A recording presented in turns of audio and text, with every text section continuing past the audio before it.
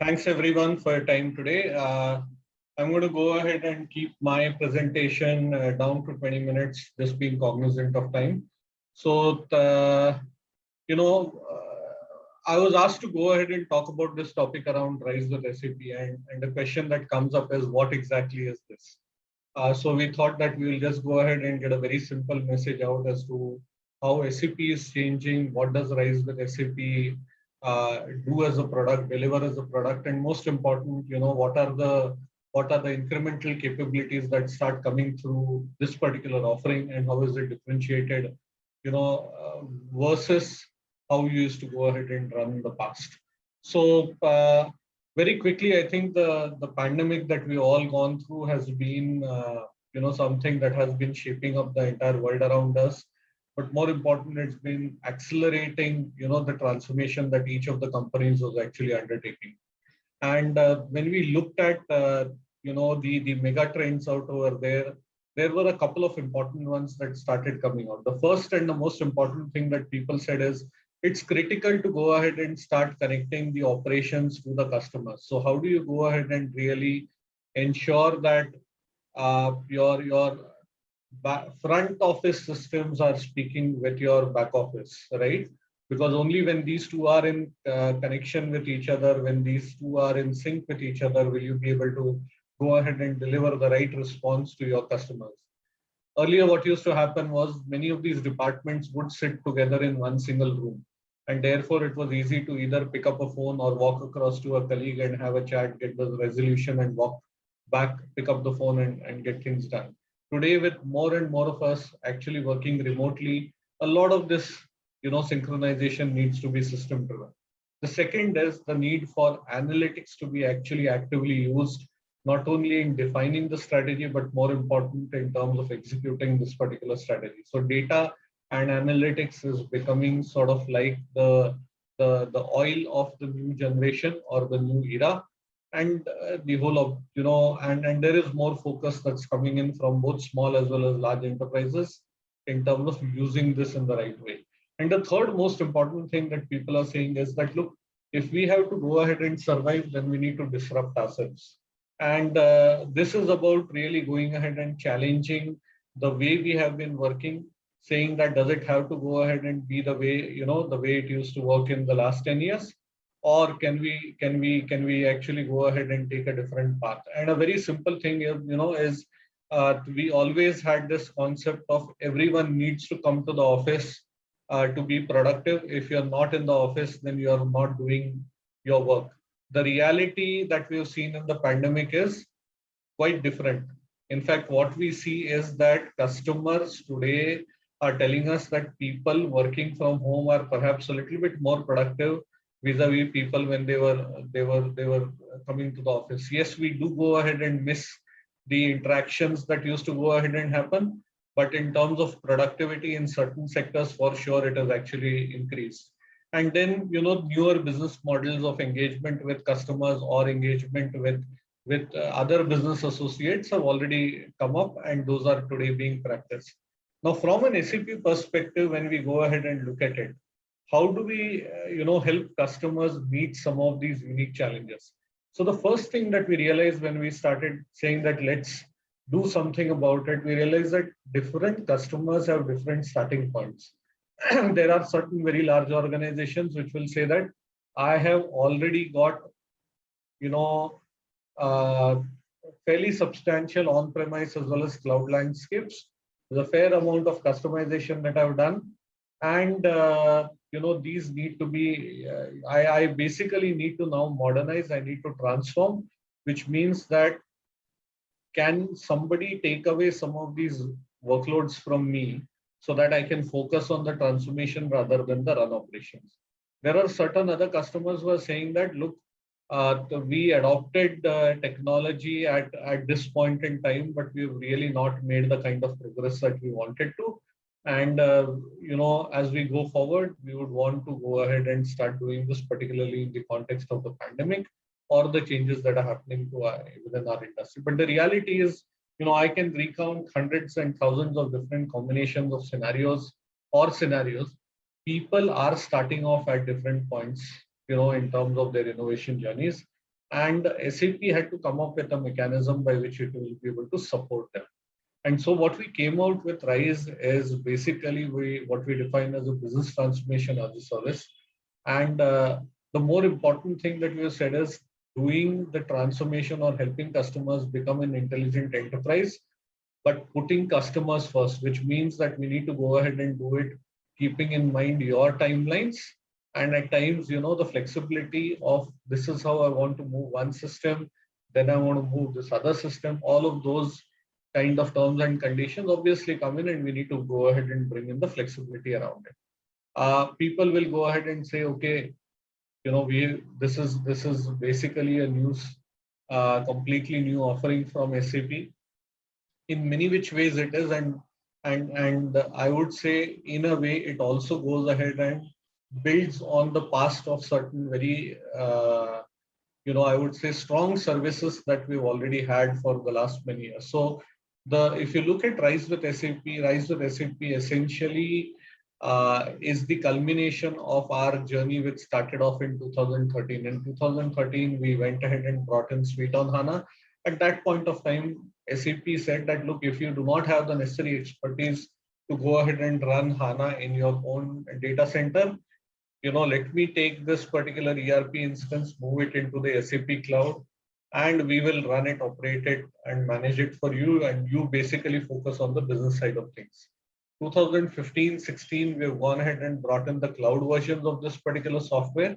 And 2020, SAP said that, having accumulated that particular experience over the last many years, having gone ahead and done a whole bunch of automation in terms of the provisioning of the systems or the management of these systems, let's actually take it to the next level. Let's accelerate the migration of the ERP into the cloud for our customers, but more important, also increase the kind of SLAs that we go ahead and deliver. So what we have done over the last, I would say 8+ years is really gone ahead and put in workload specific reference architectures for the ERP. We've gone ahead and leveraged the capability of each of the hyperscaler partners that we had to go ahead and bring in the resilience. And then most important, created a much more secure and a resilient platforms to give our customers the confidence that if they come and operate their instances with SAP, we can not only deliver a higher level of uptime, but we can actually also potentially reduce the total cost of ownership. And we are doing all of this keeping in mind a couple of things. The first is that if you look at the actual average system availability that we have had in this year, it has been an astounding 99.7% uptime SLA, which means that 99.997% times our systems were actually available for customers to do transaction. The degree of automation that we've gone ahead and brought in is as high as 98%. So about 2% of the processes actually require a human to go ahead and do things. And as we speak, there are more than about 30,000 plus technical systems that we are going ahead and managing. So it's been, I would say, something that we've been able to go ahead and deliver both in size as well as scale. Now, moving across into a little bit more details, we go ahead and say that moving your ERP into the cloud is not just another upgrade, rather it is a new way in which you will work. So what we've gone ahead and done is really created this new bundle around the ERP as a service, which is basically a single offer, a single contract. We have gone ahead and put in place services either from SAP or from its partners at every step. And most important, what we are saying is that as you start your transformation journeys, you don't need to go ahead and have this massive investment being put upfront. We can actually break it into bite-sized investments, and then you go ahead and take up one project at a time, deliver that, and then you keep going and adding incrementally to your overall portfolio based on your requirements. Now, from a product capability perspective, what all comes in? So the first and the most important thing that we go ahead and bring in over here is, SAP S/4HANA as a service. Okay, So it is software as a service that is actually coming in, which means that we are moving from an a capex based model where you would go ahead and buy all of the software licenses upfront and then pay 22% AMC, into a model where we actually go ahead and ask you to pay, on an annual basis based on what your usage is. The second is we go ahead and bundle into that particular cost the infrastructure that is going to be required for going and operating this. So, whether you want a particular hyperscaler of choice, so you want to work with AWS, you want to go ahead and work with GCP, or you want to go ahead and work with Azure, we go ahead and provide that particular choice. We bring in another important capability, and this is around BPI. Now, what is BPI? It is basically like throwing a reporting layer on top of your processes. So you have your process data sitting down over there. The process data essentially goes ahead and the process logs tell you that how many documents have got generated from across the process chain, how the documents have moved, and what have been the various different variants of the different processes. So what we are in essence telling you is that aapki process, how is it working? Is it working efficiently? Is it working in a way that there are optimization opportunities that are actually available? But we tell that to you on an ongoing basis using your process data rather than it being a one-time exercise. So this is something that is crucial, because what it allows customers to do is do what is known as continuous process improvement. Okay. So rather than doing an SAP installation once and then, forgetting about it for the next 7-8 years, what we are saying is you can actually engage into continuous improvement of your business processes, plug in wherever there are gaps, and go ahead and enhance processes where there are best practices that are emerging. Besides this, for your S4HANA upgradation, you require certain things like custom code analyzer, you require the S4HANA readiness check, and the SAP Learning Hub to go ahead and equip your people. So those are again brought into the part of the contract. And then we have, starter packs around the SAP Business Network and starter packs around the SAP Business Technology Platform. So these are some of the, capabilities that we are going ahead and bundling in. Now moving to, I would say, a little bit of a nitty-gritty. What we are in essence going and talking about is that today, the way you go ahead and run, you have 5 different partners or service providers, both internal or external, with whom you will have to work when you're operating SAP.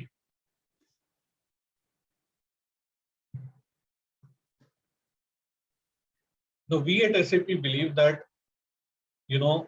if you were to go ahead and take software support, infrastructure management, and technical managed services, SAP can actually go ahead and deliver these 3 services in one single commercial construct with a higher level of efficiency and potentially at a lower level of a TCO. So that is something that we are able to go ahead and do. But by doing that, what we are also able to do is free up the customer's IT resources to really focus on things that really matter. So what matters? I spoke about business process improvement on an ongoing basis. That is something that will be part of your advisory and implementation services. And that's something that IT can start going and focusing on.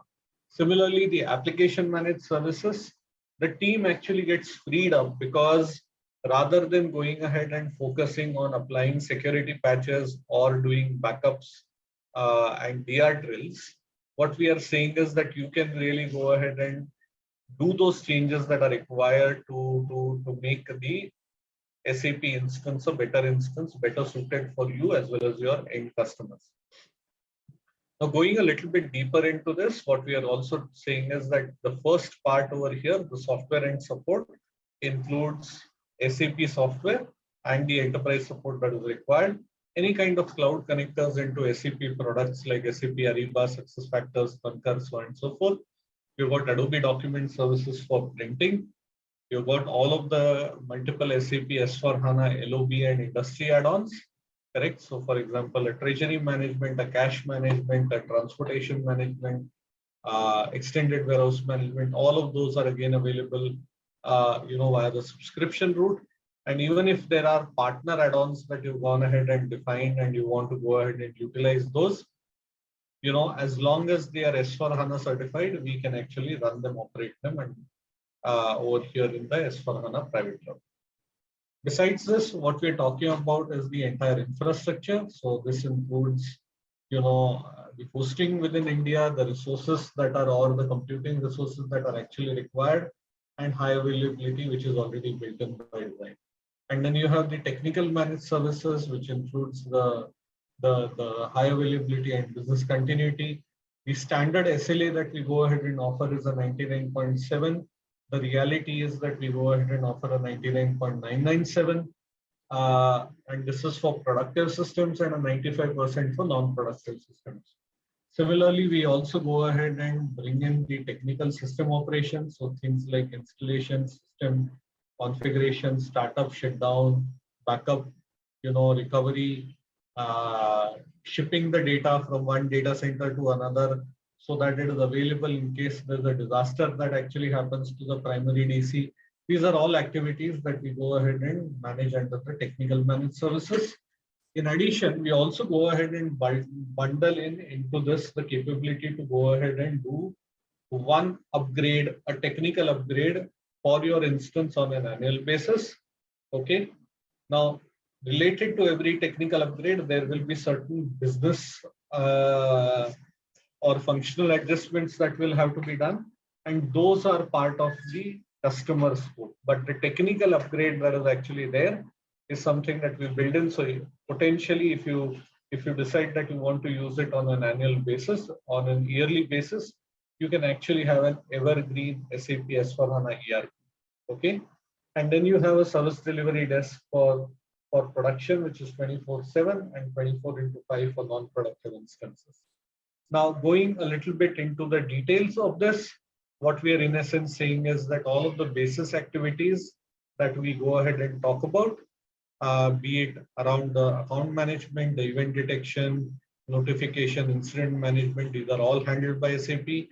The basic operations around system startup, shutdown, system installation, client operations, client copies are again something that SAP handles. All of your database management, patching upgrades are again handled by SAP. And then you've got the entire infrastructure, the change control, and the security. So, I would say that everything that's got to do with basis, most of the aspects that are related to the actual security of the core ERP itself are in effect, taken care of by us. And then, what we do is free the customers to really focus on things which will go ahead and add additional business value. And this could be in form of implementing new business processes or going ahead and doing the appropriate application integrations itself, or any customizations that need to be done, which will go ahead and deliver, a higher level of business benefit. And then besides this, you have the entire application management services. So those are some of the key differences. But I think if I was to go ahead and sort of summarize, right, what we are talking about in a sense is, really freeing up IT from the day-to-day running operations that are actually involved to going ahead and focusing on the business outcomes that they want to really achieve. So creating that bandwidth, creating that space, at the same time delivering SAP in a more secure way, okay, in a more resilient way. And then most important, as I said, that, if you go ahead and look at the sum total, typically it will mean that even the TCO that you have for the solution actually starts coming down. So with this, I will just go ahead and pause. If there are any questions or answers that you are seeking out from me, I will be happy to take those. So maybe just let me pause over here.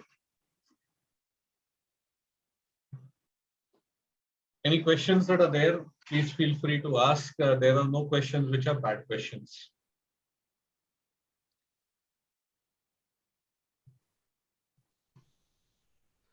Pushkar, there is a question from Mr. Virender Kumar. He is saying TR movement or new Z code is in the scope of SAP or a customer. Can you repeat, Sudha? What he is saying is new Z code is in the scope of SAP or customer. Movement of new Z codes.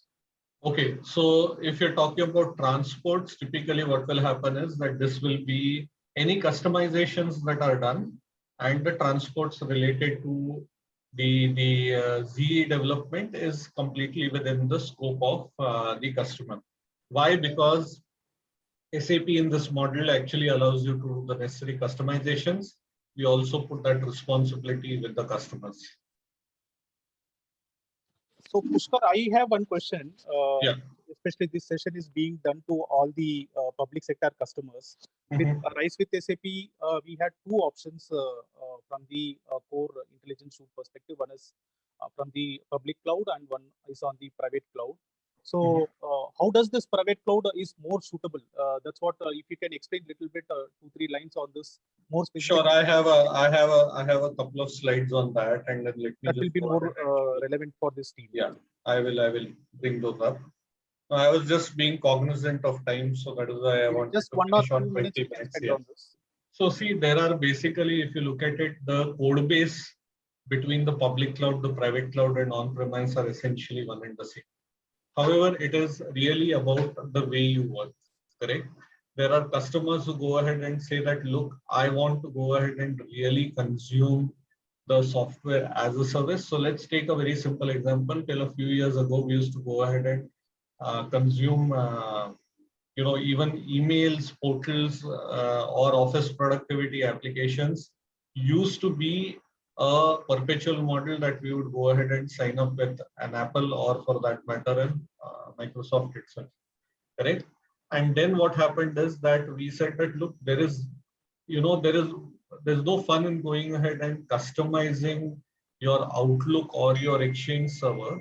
An Exchange server is an Exchange server. You can go ahead and do configurations, but I would rather go ahead and consume that as a service, correct? Now, in the bargain, what happened is that customers gave up certain capabilities, but Microsoft then came in and said that, I will basically allow you to put in your login ID password. And once you've gone ahead and, gone into that portal, you can download and install Office. And you can also connect into Outlook to basically start getting all of your mails. Made it really simple. And that's essentially the kind of mindset that some of our customers have, where they're saying, look, I want to focus on the business outcomes rather than the operations over here. SAP, please take all of that and run it for me, correct? And in that situation, this particular S/4HANA public cloud becomes a very good option, correct? And then there are customers who come in from an on-premise mindset, and there's nothing wrong with that. We've been running SAP in a particular way for the last many years. And even if you need to change, the change is not going to be sudden. It will happen gradually over a period of time. So I need to have, all of the benefits like a cloud subscription, product support, technical operations, infrastructure, all being handled by SAP. But at the same time, when it comes to the business or the functional aspects, I want full control, correct? So in that situation, we said that the private cloud actually becomes the better option. Now, what does the private cloud go ahead and deliver? In many which ways, this is a hybrid model where it picks up the best of the capabilities of the public cloud, okay, merges it with the flexibility that comes in with on-premise, and delivers that with a subscription model to the customers, okay? This is, I would go ahead and say the golden mean offer, correct? So that is one important point. The second important point that actually comes up is that the public cloud is a great solution if you are going to go ahead and do a new implementation. But if you're moving from on-premise, then we typically recommend private cloud because it can handle what is known as conversions, selective data transitions, as well as implementation. So this is the first thing. The second thing that it does is that the public cloud says that if you want to go ahead and create user exits, you want to create you know, any kind of customization Z development that is there, then please do it using what is known as the S/4HANA extensibility framework. So what is the extensibility framework? I'll spend just 2 minutes on this. This is basically a mechanism that SAP, set of tools that SAP has gone ahead and created, which is, by the way, available both in public cloud, private cloud, as well as on-premise, by which you can go ahead and do the routine things that are required for customizations, like a user exit, like an addition of a column, like going and putting a validation check into a form or designing a custom form. All of these activities can be done with either zero coding, okay, or very, very less amount of coding, okay. The positive benefit that comes in with S/4HANA extensibility framework is that if and when you're doing an upgrade, correct, from one version to another, the SPAU SPDD related activities that were involved when you used to have customizations do not come in. So there's no manual effort that is actually required, or it is actually minimized. Now, as compared to that, in the private cloud, while we make the extensibility framework available, we say that if you want to work the old way, right? Because a lot of people, first open up the ABAP workbench and then start thinking about what they need to do, right? We will continue to allow you to do that. And then that change can be slowly propagated. Similarly, if you want to go ahead and modify the core SAP transactions, we don't allow that to happen in the public cloud. However, in the private cloud, these things are actually allowed. The other important point that is there is that the public cloud goes through an automatic upgrade process twice in a year. So twice in a year, we will say that this month, the downtime that we want is not going to be 4 hours. We require a 6 hours downtime, and we will also go ahead and upgrade you from 2005 to 2008 or 011, correct? Or 2011. Now, that is going to happen twice in a year. On the other hand, in the private cloud, the customer has to go ahead and request for that upgrade. He can request an upgrade once every year. And at the bare minimum, he needs to do it at least once every 5 years. Okay. But besides these two, some of these facts that I mentioned, you look at it, this has got all of the capabilities that the on-premise has, but SAP does go ahead and help you to ensure that your system is always modern. It is always green, correct? It is evergreen as we go ahead and